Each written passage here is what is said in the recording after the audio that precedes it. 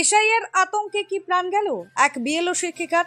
হরিহরপাড়ায় SIR সংক্রান্ত চরম মানসিক চাপে মৃত্যু হলো বিএলও ও শিক্ষিকা মায়া মুখার্জির।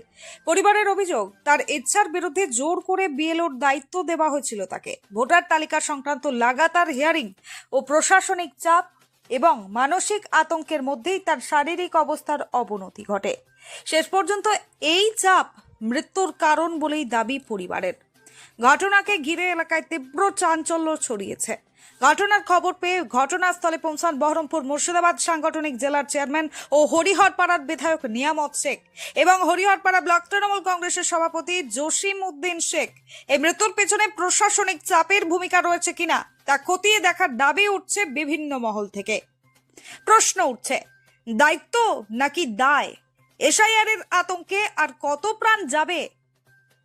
পাড়ার ব্লকের চোয়া অঞ্চলের একটা মহিলা, সেই মহিলা আজকে ভোর 3টের সময় তিনি ইন্তেকাল করেছেন।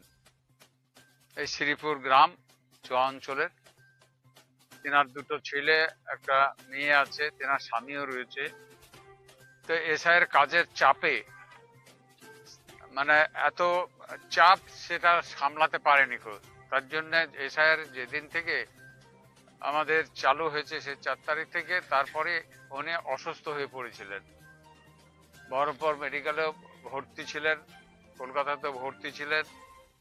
তারপর তিনি বাড়ি এসেছেন, সুস্থ নেই। ওনার এক ছেলে, ছোট ছেলে, সেই ছোট ছেলেটাই ওনার বড় মায়ের কাজটা উনি করতে পেরেছেন বলে অনেকটাই এলাকার মানুষের একটা সুবিধা করে দিতে পেরেছে। তো তাই যে এসআইআর যে যখনই বিধানসভা নির্বাচন আসছে তখনই একটা না একটা কেন্দ্র সরকারের পক্ষ থেকে একটা মানুষের ওপরে একটা চাপ ফেলে দিচ্ছে। 4 বছরের মধ্যে আবার কোনো কাজ নেই। এই 4 বছর পর যেমন নির্বাচন এসছে আর তখন আর একটা এসআইআর নিয়ে চলে আসলো।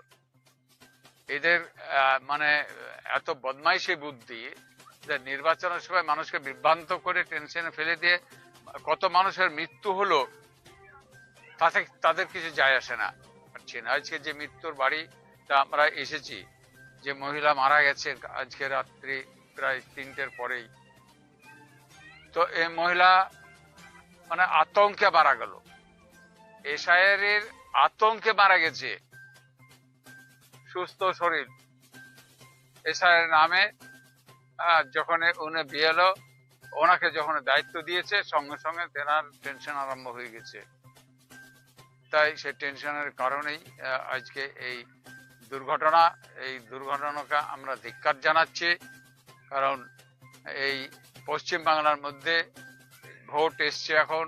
এই ভোটের সামনেই এই মানুষের ওপর যে চাপ, সেই চাপে যেভাবে দুর্ঘটনা ঘটতে চলেছে, তার জন্য বিজেপি সরকারকে আমরা ধিক্কার জানাচ্ছি।